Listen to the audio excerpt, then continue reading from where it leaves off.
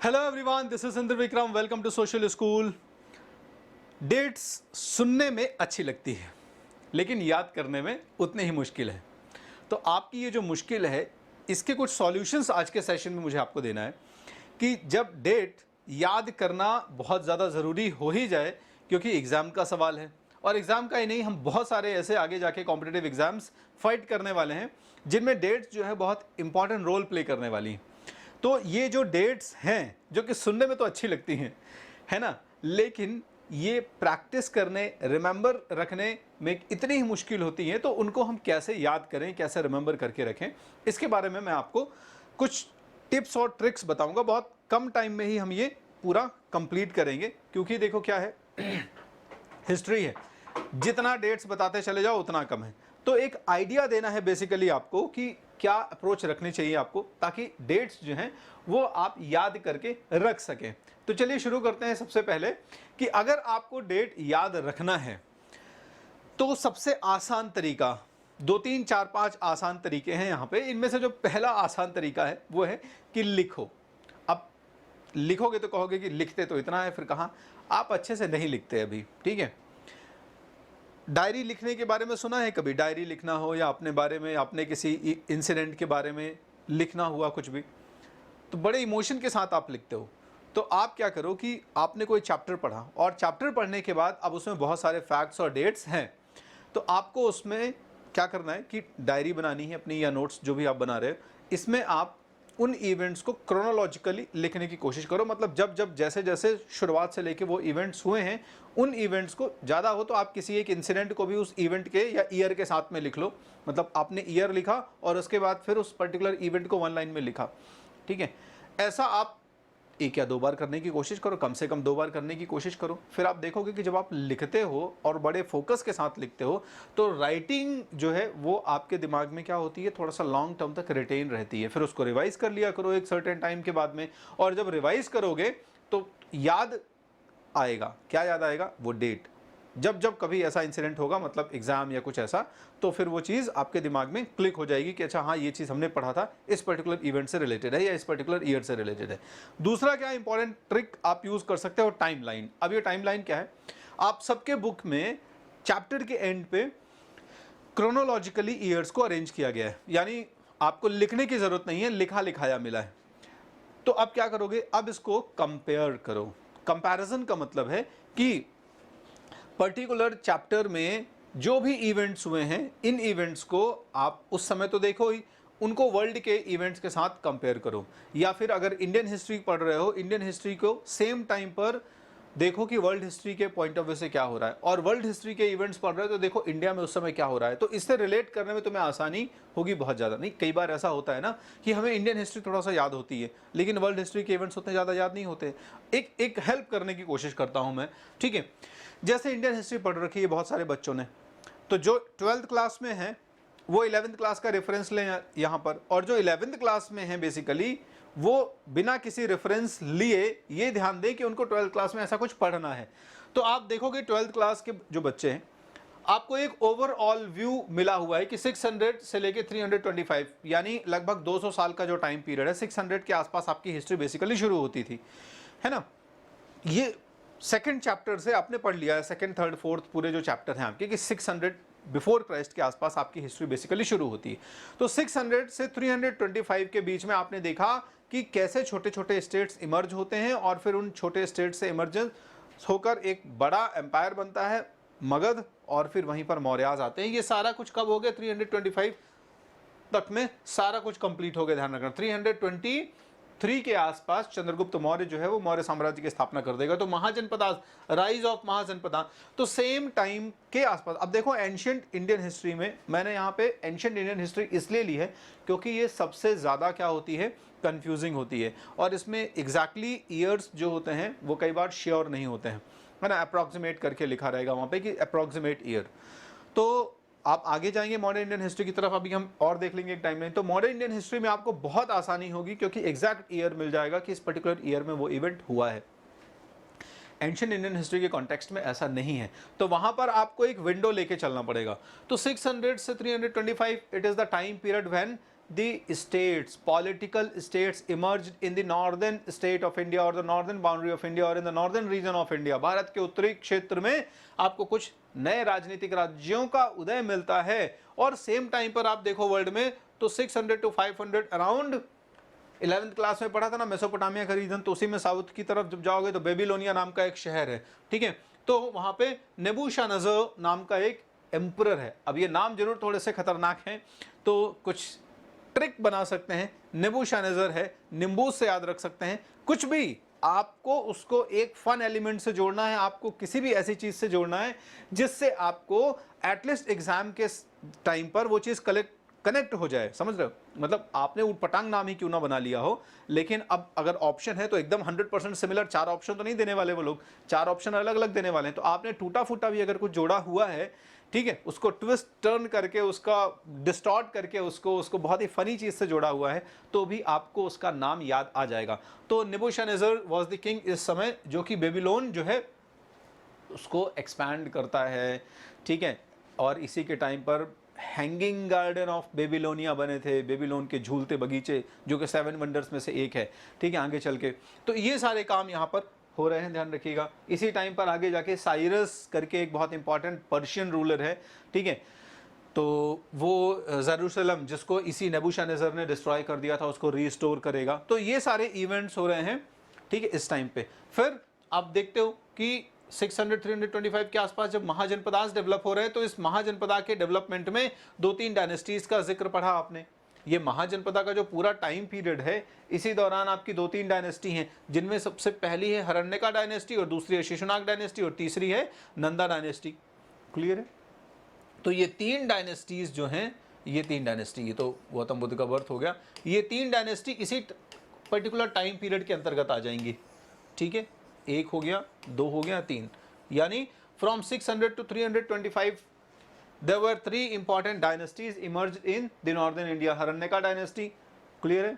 हरण्यका dynasty में जितने भी रूलर हैं, यहाँ पे ध्यान रखना, वो सारे खत्म होंगे और शिशुनाग डायनेस्टी शुरू होगी, शिशुनाग डायनेस्टी खत्म होगी, नंद डायनेस्टी शुरू होगी। बहुत लंबी लंबी डायनेस्टीज नहीं है ये, क्लियर है। नंद डायनेस्टी को अप्रूव करके फिर चंद्रगुप्त मौर्य, मैंने बताया था 321 के आसपास, 323 में खत्म होंगे जब ये, तो मौर्य डायनेस्टी की फाउंडेशन करेगा। और मौर्य डायनेस्टी आगे जाके 273 बीसी तक लास्ट करेगी और उसके बाद 227 बीसी के बाद डिक्लाइन शुरू हो जाएगा मौर्यास का, क्लियर है।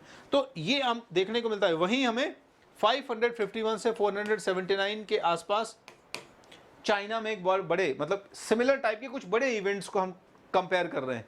Confucius who is equal to Buddha, मतलब जैसे भारत में बुद्ध है, गौतम बुद्ध है, उसी तरीके से आप कह सकते हो कि चाइना में कॉन्फ्यूशियस करके एक सोशल रिफॉर्मर है, एक एनलाइटेंड पर्सन है, जो कि आगे जाके कॉन्फ्यूशनिज्म नामक एक वे ऑफ आप कह सकते हैं टीचिंग को प्रोपाउंड करेगा, फाउंड करेगा बेसिकली, क्लियर है।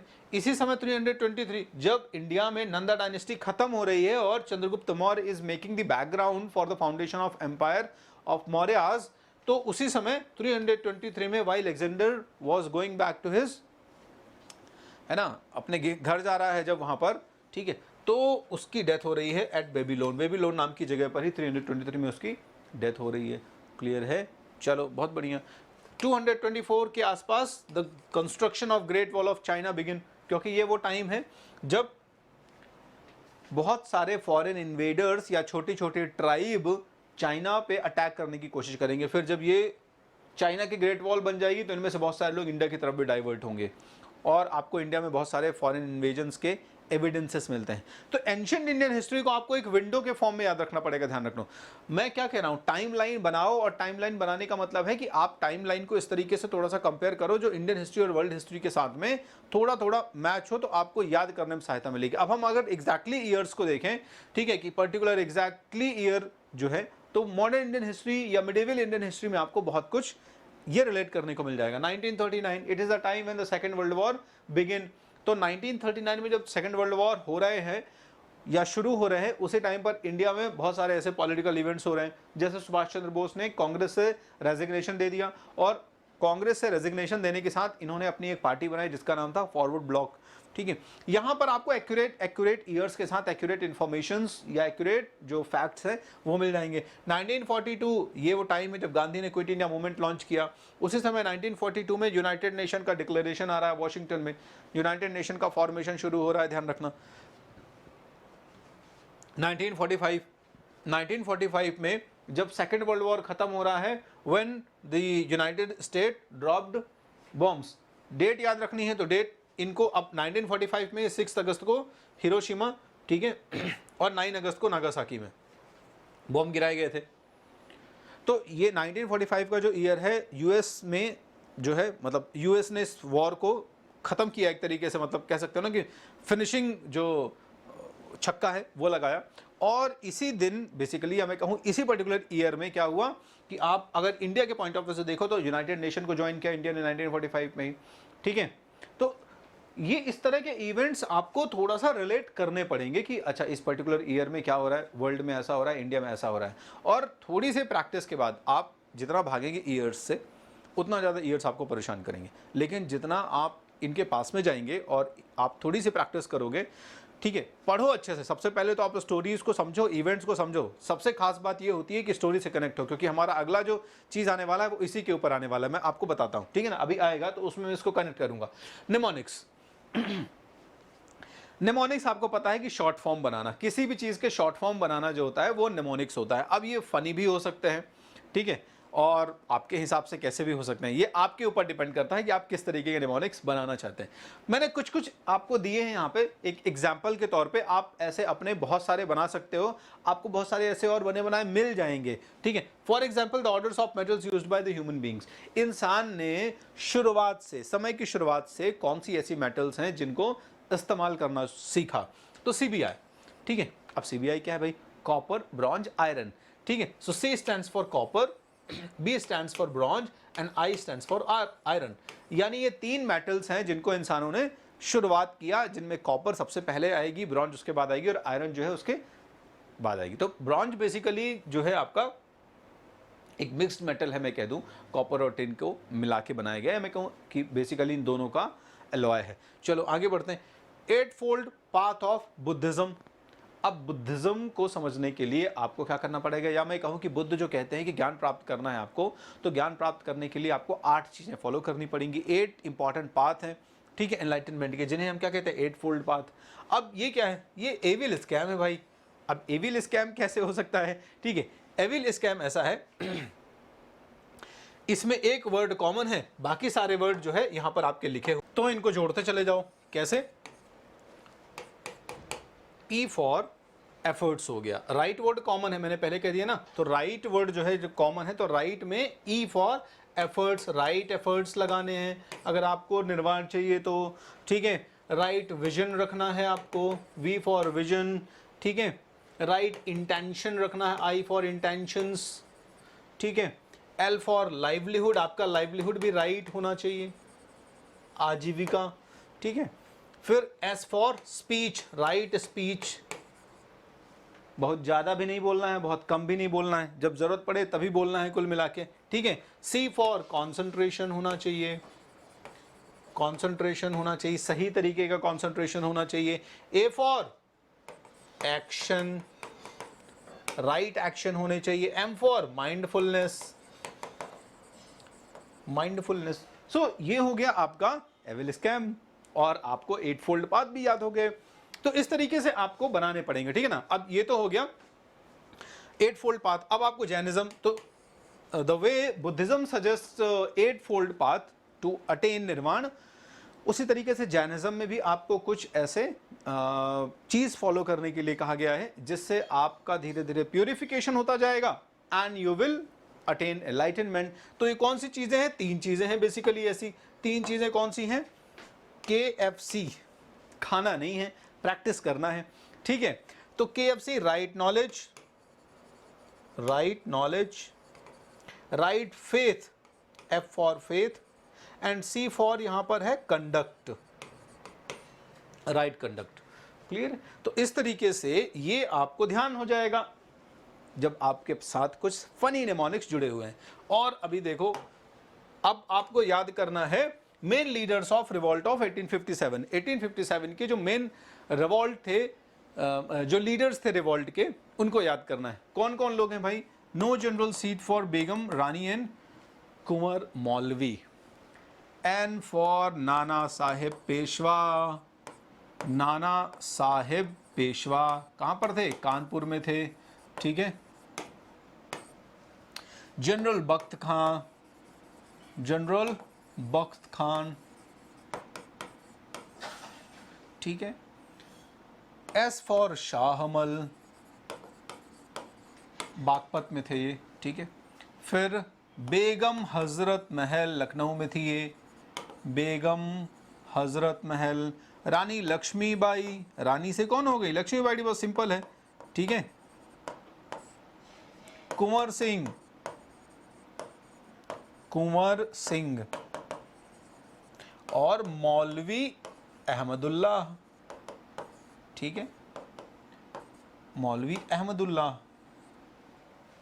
AHMEDULLAH, अहमदुल्लाह हो गए। तो इस तरीके से सारे लीडर्स के नाम आपको याद हो गए, उनकी लोकेशंस के साथ में कि कहाँ कहाँ पर है वो। रानी लक्ष्मीबाई झांसी में है, कुंवर सिंह आरा बिहार में है, मौलवी अब्दुल्ला बरेली, बेगम हजरत महल लखनऊ, मैंने कह लिया, पहले ही कह दिया, ठीक है। इस तरीके से बड़ा आसान है, निमोनिक्स बनाओ तो सही पहले।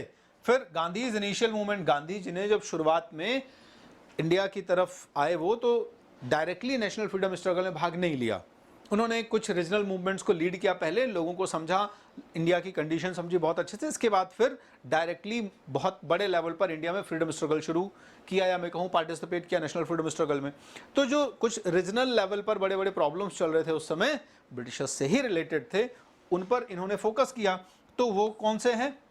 Cake for Rowlatt, cake for Rowlatt, ठीक है। चलो ये कौन है भाई साहब? सी फॉर होता है यहाँ पर चंपारण, ठीक है। ए फॉर होता है अहमदाबाद और के फॉर होता है खेड़ा, ठीक है। तो चंपारण हो गया बिहार, जहां पर नील की खेती चल रही थी उस समय, तिनकठिया सिस्टम जिसे कहते थे, और नील की खेती के कॉन्ट्रैक्ट को लेकर अंग्रेज एक्सप्लॉइट करते थे फार्मर्स को। तो सबसे पहले गांधी जी यहाँ चले गए। फिर अहमदाबाद में मिल मजदूर जो थे, मिल लेबर्स जो थे, वहाँ पर कपड़े की मिल में स्ट्राइक कर रहे थे, उसको सुलझाया मामले को। और इसके बाद खेड़ा में जो है वो टैक्सेस, अननेसेसरी टैक्सेस ले रही थी ब्रिटिश गवर्नमेंट, तो उसको सुलझाया इन्होंने। और ये तीन जो मूवमेंट है इनिशियली 1917 और 18 में, ये दो मूवमेंट हुए 1917 और 1918 में, और उसके बाद फिर आ गया रॉलेट, ठीक है। तो रॉलेट एक्ट था, सिडनी रॉलेट नाम का एक इंसान है जो कि अंग्रेज है, जज है बेसिकली। तो इसने कुछ अधिनियम एक्ट पास किए जिन्हें काले कानून के तौर पे भी जाना जाता है, ठीक है। बिना वकील, बिना अपील और बिना दलील के कानून कहा जाता है, जिसमें किसी भी इंसान को क्या था, परसिक्यूट कर सकती थी, प्रोसिक्यूट कर सकती थी गवर्नमेंट, ठीक है ना। तो फालतू के ऐसे मुकदमे चलते रहते थे, चिंता की बात नहीं। तो ये रॉलेट एक्ट के विरोध में उन्होंने रॉलेट सत्याग्रह निकाला था बेसिकली, कुल मिला के कहने का मतलब है। तो ये उनके 4 इनिशियल मूवमेंट्स हो गए। तो आपको ये बनाना पड़ेगा, देखो भाई साहब, ठीक है ना। कभी कभी मैं आपको हेल्प करता रहूंगा इस तरीके से, मैक्सिमम हेल्प करता रहूंगा, लेकिन आप दीपो भव कहते हैं ना, अपनी मदद थोड़ी सी खुद भी करो तो बहुत अच्छा रहेगा, है ना। कब तक दूसरों के दिए और बनाए हुए इस तरीके के निमोनिक्स पे जीते रहोगे। तो मेरे कहने का मतलब है कि आप अपने लाइफ, अपने घर, अपने परिवार, अपने ऊपर, अपने चारों तरफ जो लोग हैं उनसे जुड़े निमोनिक्स बनाया करो, और वैसे आपको काफ़ी ईजी रहेगा याद भी करना, ठीक है ना। क्योंकि इन निमोनिक्स को याद करोगे, इससे अच्छा है कि आप बनाओ। चलो, पहले हिस्ट्री की डेट नहीं याद हो रही थी, अब डेट को याद करने के लिए निमोनिक्स को याद करो, तो याद करने के ऊपर याद करने वाली चीज़ें आ जाएंगे टास्क। अब हम आगे आते हैं स्टोरी के ऊपर, मैंने अभी कहा ना। तो अब क्या है, देखो, आपको you have to spin a story, आपको एक कहानी बुननी पड़ेगी, बनानी पड़ेगी। क्लियर है कैसे बुना जाता है स्टोरी को? तो जैसे एक कलाकारी होती है ना, बुनना किसी भी चीज़ को, तो वैसे यहाँ पर आपको स्पिन करना स्टोरी को। और स्टोरी बेसिकली कुछ भी नहीं, देखो आपने जो चैप्टर्स पढ़े हैं ना, ये चैप्टर्स पढ़े हैं, तो इन चैप्टर्स में अपने आप कुछ स्टोरीज हैं। और अक्सर आपको जब क्लास में पढ़ाया जाता है तो आपने देखा है कि आपको स्टोरी सुनाई जाती हैं, जहाँ पॉसिबल स्टोरी है वहाँ सुनाई जाती है। इनफैक्ट जहाँ स्टोरी नहीं होती वहाँ स्टोरी बना के सुना दी जाती हैं, ठीक है। पर स्टोरी सुनाई जाती है, कोशिश ये किया जाता है। और जहाँ पर बिल्कुल भी स्कोप नहीं होता वहाँ पे भी कोशिश करते हैं कि समझ आ जाए, भले स्टोरी ना बन पाए। तो यहाँ पर अगर आपको स्टोरी बन रही है, देखो हिस्ट्री में मैक्सिमम केसेस में स्टोरी बनने के चांसेस हो जाते हैं, तो you just try to create story, छोटी सी स्टोरी बना दो, ठीक है। अब जैसे मान लो आपको गांधी जी के ऊपर स्टोरी बनानी है, तो Gandhi came from south Africa, this that, है ना। तो आप जब एक छोटी कहानी को छोटे छोटे या बड़ी कहानी को छोटे छोटे पार्ट्स में तोड़ के कहानी बनाओगे, तो उस दौरान क्या हो रहा है ना, ये भी आपको याद करना बड़ा आसान रहेगा। मेरे बात को समझो कि मैं जब स्टोरी बनाने की बात कर रहा हूँ यहाँ पे, तो आपको हिस्ट्री के इवेंट्स जो है ना, इन इवेंट्स को छोटे छोटे फॉर्म में ब्रेक करना है ना। छोटे छोटे फॉर्म में छोटी छोटी हिस्टोरिकल लाइंस में ब्रेक करना है। और इन हिस्टोरिकल लाइंस को आप 1-2-3 बार, देखो पढ़ना हर चीज़ को पड़ता है, कॉन्सेप्ट भी रिवाइज करने पड़ते हैं, तो फैक्ट तो रिवाइज करने ही पड़ेंगे। कॉन्सेप्ट तो कुल मिला के उसमें लॉजिक भी अप्लाई हो जाता है, फैक्ट तो सीधा सीधा मेमोरी का खेल है। पर दोनों है बेसिकली, आप मानो या ना मानो, मानना ही पड़ेगा, ऑप्शन नहीं है कुछ भी। हर चीज़ मेमोरी का ही खेल है, कॉन्सेप्ट भी जाके मेमोरी में ही सेव होता है, अलग से कुछ नहीं है। वो दुनिया में एक फालतू बातें बनी हुई हैं कि नहीं इसमें कॉन्सेप्ट अप्लाई है, कॉन्सेप्ट जाके कहाँ ज़बरदस्ती छप जाता है कि आपके दिमाग में लिखा हुआ यहाँ पे क्या माथे पे लिख जाता है क्या कि दूसरा कोई बता देगा। कॉन्सेप्ट भी मेमोरी पे ही गया ना, फीड हो गया। हाँ, आपने उसको एक लॉजिकल तरीके से समझा, लेकिन लॉजिकल जो है वो भी पार्ट मेमोरी, ब्रेन की मेमोरी का ही पार्ट होता है, चाहे लॉजिकल हो, चाहे रीजनल हो, चाहे कैसा भी हो। तो यहाँ पर स्टोरी भी जो है फैक्चुअल में मेमोरी में जाके सेव हो जाएगी। रिवाइज करना पड़ेगा, रिवाइज करने का कोई विकल्प नहीं, आप रिवीजन से नहीं बच सकते हैं। तो 2 कदम भले आगे जाओ, 3 कदम भले आगे जाओ, 1 कदम पीछे आना पड़ेगा ताकि और तेजी से आगे बढ़ सको। Alright, so weave a story and then moving to the last, सबसे इंटरेस्टिंग, मतलब बाकी चीज़ों में भी इंटरेस्ट है, इसमें भी और इंटरेस्ट है, बट खेल आ जाएगा थोड़ा सा। गेस द डेट, ठीक है। तो खेलना है आपको, खेलना कूदना है बेसिकली। यहाँ पे खेलना कूदना जो है वो क्या खेलना कूदना है, इस दौरान आपको क्वेश्चंस पूछने हैं, ठीक है। क्वेश्चन किससे पूछोगे?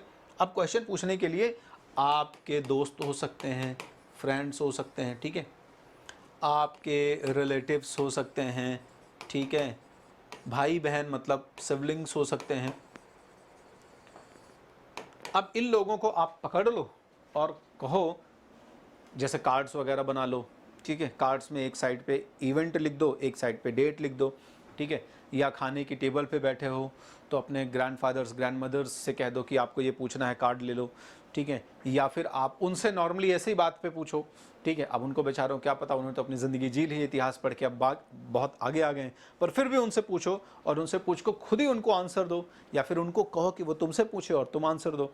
तो इस तरीके से गेस करना है आपको कि particular event happened in that particular year.